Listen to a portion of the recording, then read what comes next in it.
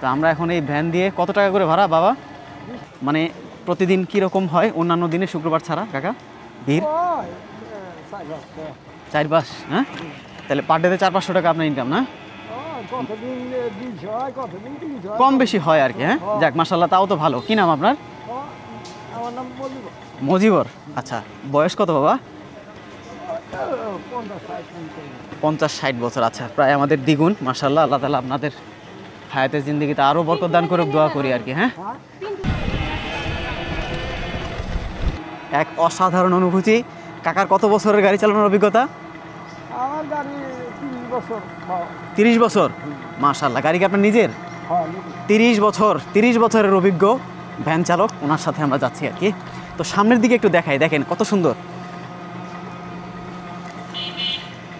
এই একটু কি না, হেমনগর জমিদার বাড়ি যেতে হলে আপনারা অটো ব্যবহার করতে পারেন। ভাড়াও কিন্তু খুব বেশি একটা না, যেখান থেকে অনেক বেশি ভাড়া, 20 টাকা করে ভাড়া মাত্র। তো এখান থেকে কত মিনিট সময় কাকা? আধা ঘন্টা। আধা ঘন্টার মতো সময় লাগবে আর কি আপনাদের ওই নদী পার হয়ে এখান থেকে যাওয়ার জন্য আধা ঘন্টা। ভেড়া ভেড়া চড়াইতেছে ভিতরে। আচ্ছা, এটা হলো পিছনের অংশ। একদম নিরিবিলি ঠান্ডা পরিবেশ।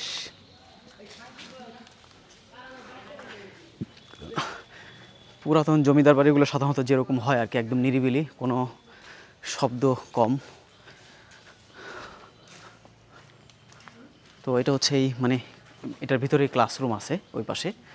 আর এটা হলো একদম ভাঙা, জীর্ণ শীর্ণ, একেবারে খুবই করুণ অবস্থায় আছে আর কি এই পাশটা। এটাও একটা গেট, এই পাশ থেকে দেখেন।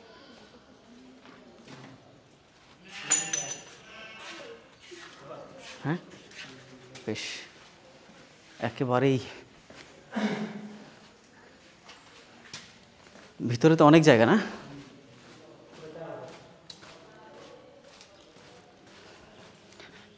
বিশাল জায়গা নিয়ে হেমনগর জমিদার বাড়ি। এই দেখুন মাঝখানে দেখছেন কত সুন্দর, এই পাশ থেকে দেখা যায়। মানে এই চারপাশের মানুষ, এই বিল্ডিংয়ের চতুর্পাশের মানুষ বের হয়ে এই জায়গাটাতে হয়তো তাদের কোনো একটা কিছু হইতো, বা একটা খোলা মাঠ ছিল, ছোট্ট একটা মাঠ। হ্যাঁ, মানে এটা এমনভাবে করছে যে চারোপাশে বিল্ডিং, চতুর্পাশ থেকে গেট আছে, সবার এখান থেকে বের হয়ে আবার এখানে এই জায়গাটাতে আসতে পারবে আর কি। আর একটু ভিতরে যাই, এখানে বেশ ঠান্ডা নিরিবিলি, অনেক দূর দূরান্ত থেকে অনেকে আসে, অনেকে এটা চিনে, অনেকে চিনে না। এটাকে আবার হেমনগর জমিদার বাড়ি নামেও চিনে অনেকে, আবার অনেকে আছে এটাকে পরীর দালান হিসেবেও চিনে। সিঁড়ি সিঁড়ি লাগানো এটা।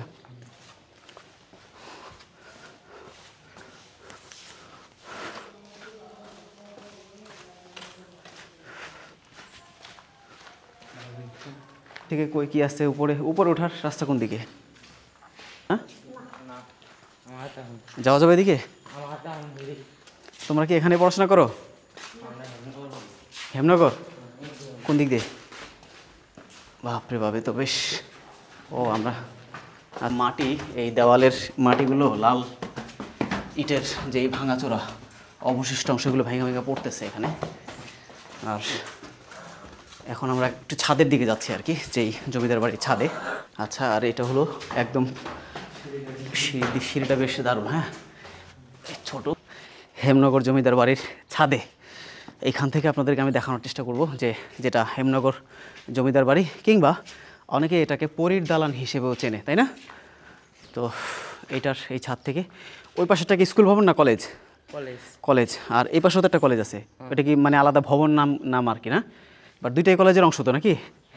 আচ্ছা, হ্যাঁ, এই যে এখান থেকে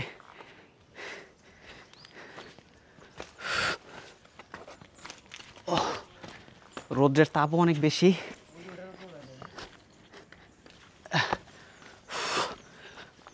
এই হলো পুরো ছাদের উপরে অনেকেই আসে অনেক জায়গা থেকে, দূর দূরান্ত থেকে। তো যদি আপনারা কখনো টাঙ্গাইলের শহরের দিকে আসেন কিংবা এই পথে বা এই রুটে যাতায়াত করেন, তাহলে সেক্ষেত্রে আপনারা যাওয়ার পথে পরীর দালান বা হেমনগর জমিদার বাড়িটা দেখে যেতে পারেন।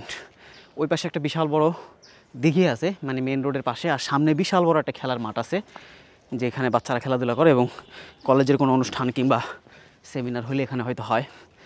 তো বাকিটা আপনারা ভিডিওতে দেখতে থাকুন।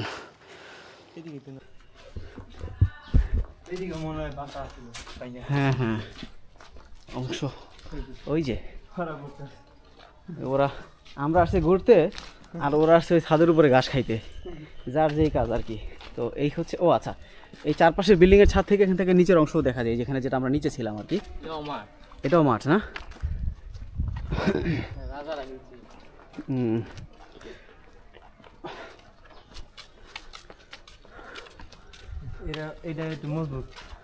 হ্যাঁ, এটা ছাদটা মজবুত আছে, তাও অনেক সময় অনেক জায়গায় দেখা যায় যে ইয়ে আছে।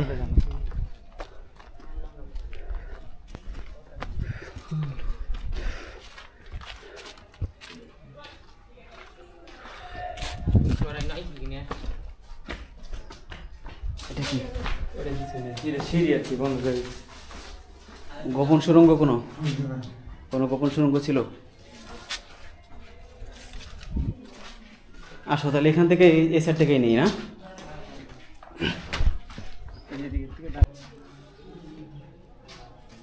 হচ্ছে, আসো আসো আসো, চলো।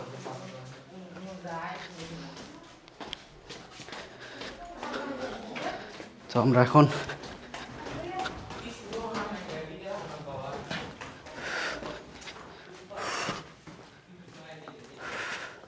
হেমনগর জমিদার বাড়ি বা পরীর দালান, এটা ভিতর থেকে দেখে বের হলাম এবং আপনাদেরকেও কিছু ফুটেজের মাধ্যমে দেখানোর চেষ্টা করলাম। ওই পাশেও আড্ডাখানা আছে আর কি, ছেলেপেলেদের বিভিন্ন আছে ওখানে।